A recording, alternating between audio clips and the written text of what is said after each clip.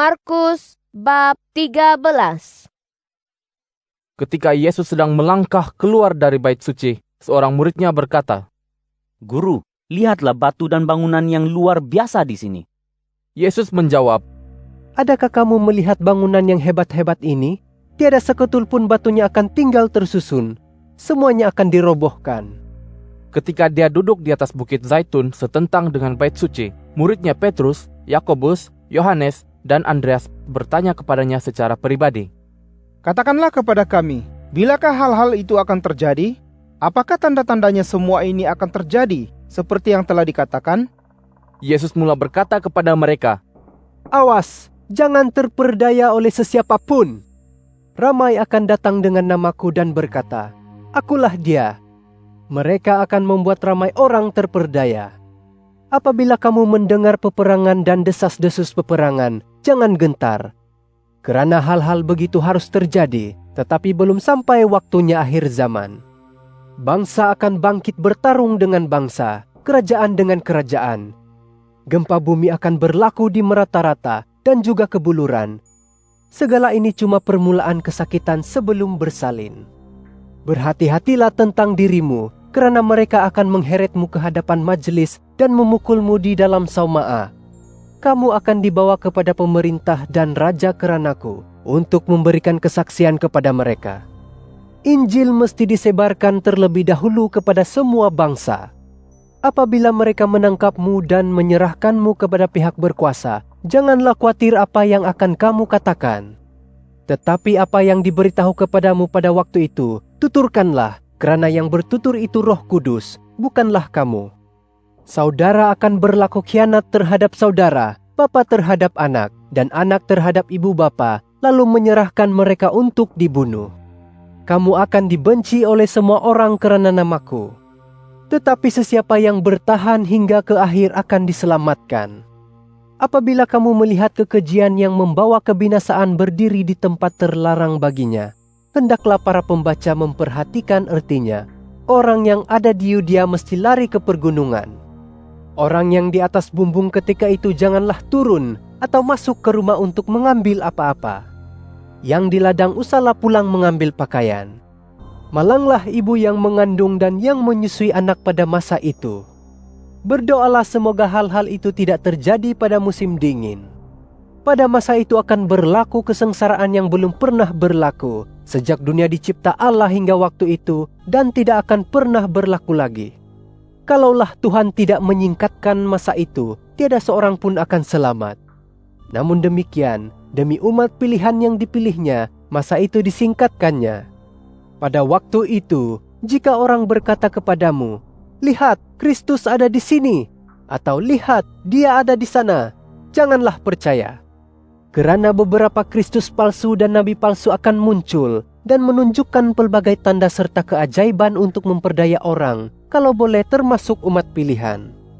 Berhati-hatilah. Lihat, aku telah memberitahumu semua ini sebelum terjadi. Pada masa itu selepas kesengsaraan, matahari akan dikelamkan dan bulan tidak akan bersinar lagi. Bintang-bintang di langit akan gugur dan kuasa-kuasa di langit akan digoncang.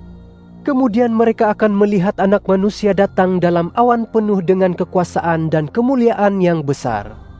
Setelah itu, dia akan menghantar para malaikatnya dan menghimpunkan umat pilihannya dari 4 mata angin, dari hujung bumi ke hujung langit. Sekarang, kajilah ibarat daripada pokok ara. Apabila dahan-dahannya sudah melembut dan mula bertunas, kamu tahu musim panas hampir tiba. Begitulah juga kamu. Apabila kamu melihat perkara-perkara ini, ketahuilah kamu bahwa waktunya hampir tiba, sudah di ambang pintu. Sesungguhnya, aku berkata kepadamu, angkatan zaman ini tidak akan luput sebelum segalanya ini terjadi. Langit dan bumi akan lenyap, tetapi kata-kataku tidak akan lenyap.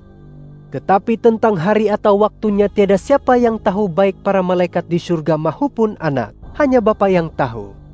Berhati-hatilah, berjaga dan berdoa, kerana kamu tidak tahu bila saatnya. Umpama seorang yang berpergian, dia meninggalkan rumahnya dan memberikan kekuasaan kepada hamba-hambanya, setiap orang dengan tugasnya serta memerintahkan penjaga pintu supaya berjaga-jaga. Oleh itu, berjaga-jagalah, karena kamu tidak tahu bila tuan rumah akan pulang, pada waktu petang atau tengah malam, ketika ayam berkokok atau pada waktu pagi. Takut kalau dia datang tiba-tiba dan mendapatimu sedang tidur. Apa yang kukatakan kepadamu, kukatakan kepada semua, berjagalah. Markus bab 14. 2 hari lagi akan tibalah perayaan Paskah dan jamuan roti tidak beragi. Ketua-ketua imam dan ahli-ahli Taurat mencari jalan untuk memerangkap Yesus secara tipu daya dan membunuhnya. Tetapi mereka berkata, "Janganlah pada waktu perayaan, takut orang merusuh." Ketika itu, Yesus berada di Betania, di rumah Simon yang menghidap penyakit kusta. Sedang Yesus duduk bertelekan di meja, seorang wanita datang membawa kendi pualam berisi minyak narwastu murni yang amat mahal. Dia memecahkan bejana itu, lalu menuangkan minyak itu ke atas kepala Yesus. Beberapa orang berkata-kata sesama sendiri dengan marah. "Mengapa dibazirkan minyak wangi ini?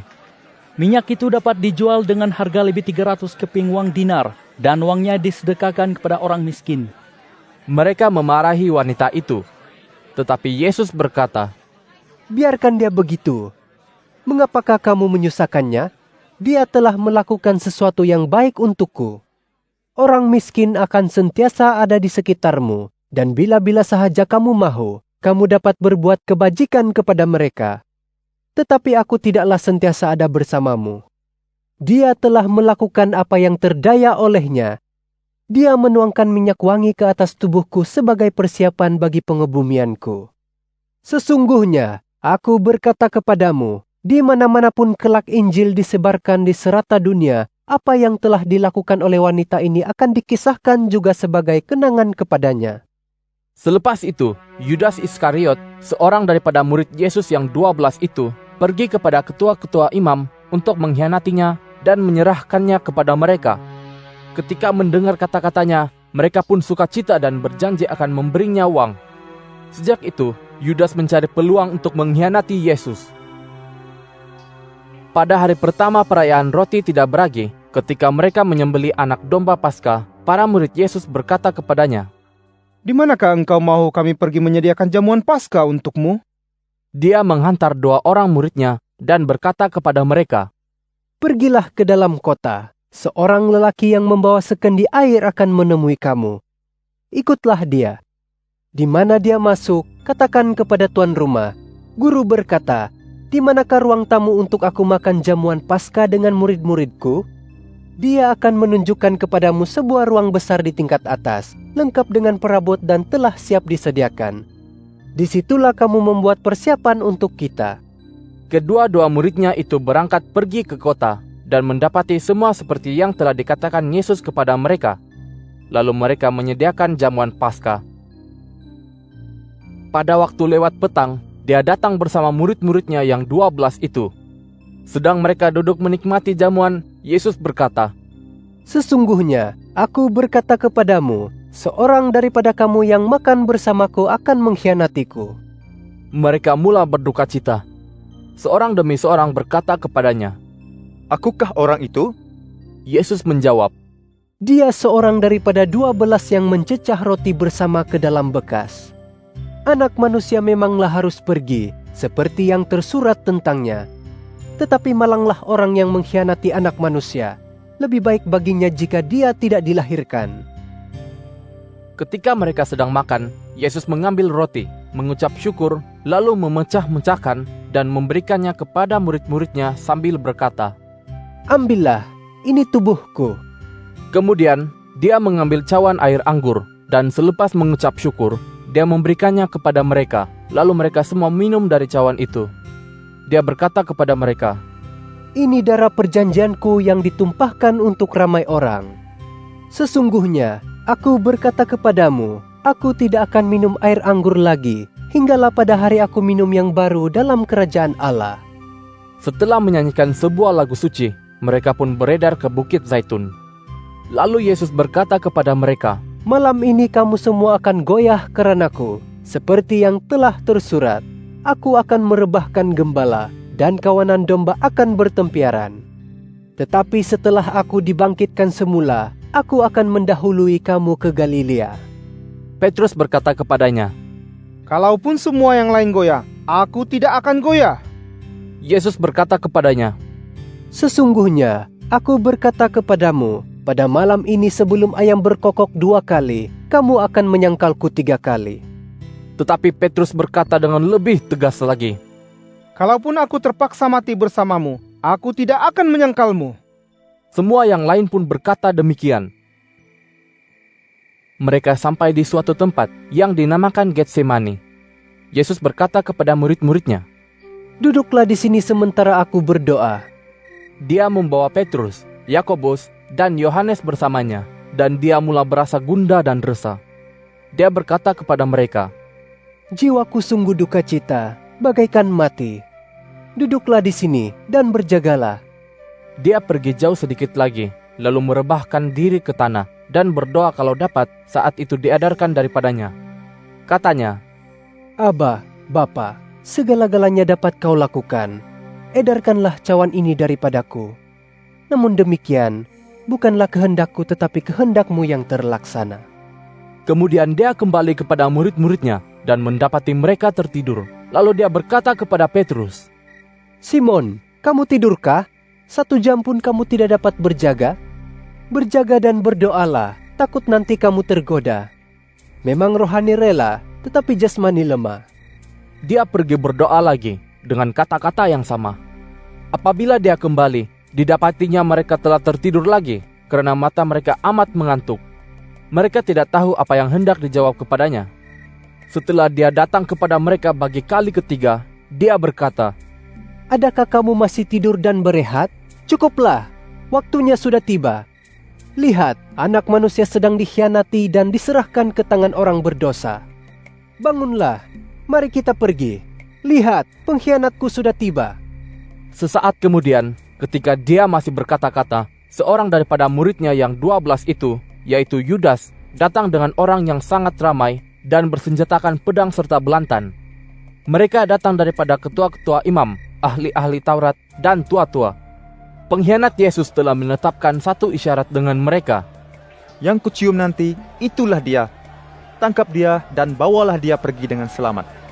Sebaik-baik Yudas tiba, dia pergi kepada Yesus sambil berkata, Rabi, lalu menciumnya. Mereka pun menangkap Yesus dan membawanya pergi. Seorang daripada yang berdiri di situ menghunus pedangnya, lalu menetak hamba imam besar, sehingga terputus telinganya. Yesus berkata kepada mereka, "Patutkah kamu datang bagaikan hendak menangkap perompak dengan pedang dan belantan untuk membawaku pergi? Setiap hari aku dalam kalanganmu mengajar di bait suci dan kamu tidak menangkapku. Tetapi yang tersurat dalam kitab suci mestilah terlaksana." Setelah itu, semua murid Yesus meninggalkannya dan masing-masing melarikan diri. Seorang pemuda mengikutnya dengan hanya sehelai kain linen membalut tubuhnya. Pemuda-pemuda lain menangkapnya. Lalu dia melucutkan kain linen itu dan melarikan diri daripada mereka dalam keadaan telanjang. Yesus dibawa kepada imam besar. Bersamanya berhimpun semua ketua imam, tua-tua, dan ahli-ahli Taurat. Petrus mengikut Yesus dari jauh, turut masuk ke laman dalam rumah imam besar, dan duduk dalam kalangan hamba, berdiam di situ. Ketua-ketua imam dan seluruh majelis agama berusaha mencari kesaksian terhadap Yesus supaya dapat membunuhnya, tetapi mereka tidak berjaya. Ramai yang memberi kesaksian palsu terhadapnya, tetapi kesaksian mereka semua bercanggah. Kemudian, beberapa orang bangkit memberi kesaksian palsu terhadapnya dengan berkata, "Kami telah mendengar dia berkata, 'Aku akan membinasakan bait suci yang diperbuat dengan tangan ini, dan dalam 3 hari aku akan membina bait suci yang diperbuat tanpa tangan.'" Tetapi kesaksian mereka masih bercanggah. Imam besar bangkit berdiri di tengah-tengah kesaksian itu, lalu bertanya kepada Yesus, "Tidakkah kamu mahu menjawab apa-apa? Apakah yang didakwakan oleh mereka ini terhadapmu?" Tetapi Yesus berdiam diri, tidak menjawab sepatah pun. Imam besar itu bertanya lagi kepadanya, "Adakah kamu Kristus, anak Allah yang termulia?" Yesus menjawab, "Ya, akulah dia. Kamu akan melihat Anak Manusia duduk di sebelah kanan yang Maha Kuasa dan datang dalam awan di langit." Imam besar itu lalu mengoyak-ngoyakkan pakaiannya sambil berkata, Adakah kita perlukan saksi lagi? Kamu telah mendengar kata-kata kufurnya sendiri. Apakah pendapatmu? Lalu mereka semua menjatuhkan hukum ke atasnya bahwa dia patut dibunuh. Kemudian sesetengah mereka mulai meludahinya, membalut matanya, lalu memukulnya dan berkata kepadanya, Bernubuatlah. Pengawal-pengawal pula menamparnya. Petrus ada di bawah, di laman dalam. Seorang hamba perempuan imam besar datang ke situ. Apabila dia melihat Petrus sedang berdiam memanaskan tubuhnya, dia memandang Petrus dan berkata, Kamu juga bersama Yesus orang Nazaret. Petrus menyangkal, katanya, Aku tidak tahu dan tidak paham apa yang kau katakan. Dia keluar ke serambi depan, lalu ayam berkokok. Hamba perempuan itu melihatnya lagi, lalu mula berkata kepada orang yang berdiri di situ, Ini seorang daripada mereka. Petrus menyangkalnya lagi. Sejurus kemudian, mereka yang berdiri di situ berkata pula kepada Petrus, Sudah tentu kamu seorang daripada mereka, karena kamu orang Galilea. Petrus pun mengucapkan kutuk dan sumpah. Aku tidak kenal orang yang kau katakan itu. Ayam pun berkokok bagi kali kedua. Lalu Petrus teringat kata-kata Yesus kepadanya, Sebelum ayam berkokok 2 kali, kamu akan menyangkalku 3 kali. Memikirkan perkara itu, Petrus menangis dengan kesalnya. Markus bab 15. Awal-awal pagi lagi, ketua-ketua imam segera bermusyawarah dengan para tua-tua, ahli Taurat, dan seluruh majelis agama. Kemudian mereka mengikat Yesus, membawanya pergi, dan menyerahkannya kepada Pilatus. Pilatus bertanya kepadanya, Adakah engkau raja orang Yahudi? Yesus menjawab, Begitulah seperti katamu. Kemudian, ketua-ketua imam melemparkan pelbagai tuduhan terhadapnya. Pilatus bertanya lagi kepadanya, Tidakkah engkau mau menjawab apa-apa? Lihat betapa banyaknya tuduhan mereka terhadapmu. Tetapi Yesus masih tidak menjawab sepatah pun, sehingga Pilatus keheranan. Pada waktu perayaan, lazimnya Pilatus membebaskan dari penjara seorang yang diminta oleh mereka. Ada seorang bernama Barabas yang dirantaikan bersama beberapa orang pemberontak lain. Mereka telah melakukan pembunuhan dalam pemberontakan itu. Orang ramai mula berseru lantang meminta Pilatus membebaskan seorang dari penjara seperti yang biasa dilakukannya. Pilatus bertanya, Adakah kamu mahu aku membebaskan kepadamu raja orang Yahudi? oleh sebab dia tahu bahwa ketua-ketua imam telah menyerahkan Yesus kepadanya karena iri hati. Tetapi ketua-ketua imam menghasut orang ramai supaya meminta Barabas dibebaskan kepada mereka. Pilatus berkata kepada mereka, Kalau begitu, apa yang kamu mahu kulakukan kepada dia yang kamu panggil raja orang Yahudi? Mereka berseru lagi dengan kuatnya. Salibkan dia. Kata Pilatus kepada mereka. Mengapa? Apakah kejahatannya telah dilakukannya? Tetapi mereka semakin kuat berseru. Salibkan dia. Oleh itu, untuk memuaskan hati orang ramai itu, Pilatus membebaskan Barabas kepada mereka. Setelah menyebat Yesus, dia menyerahkannya untuk disalib. Kemudian para askar membawanya ke dewan istana yang dipanggil Praetorium, lalu menghimpunkan seluruh pasukan tentara yang ada di situ. Mereka mengenakan jubah ungu pada tubuhnya dan membuat mahkota daripada duri, lalu meletakkannya di atas kepalanya. Kemudian mereka menyindirnya. Daulat tuanku, raja orang Yahudi. Mereka memukul kepalanya dengan mensiang, meludahinya, kemudian tunduk menyembahnya.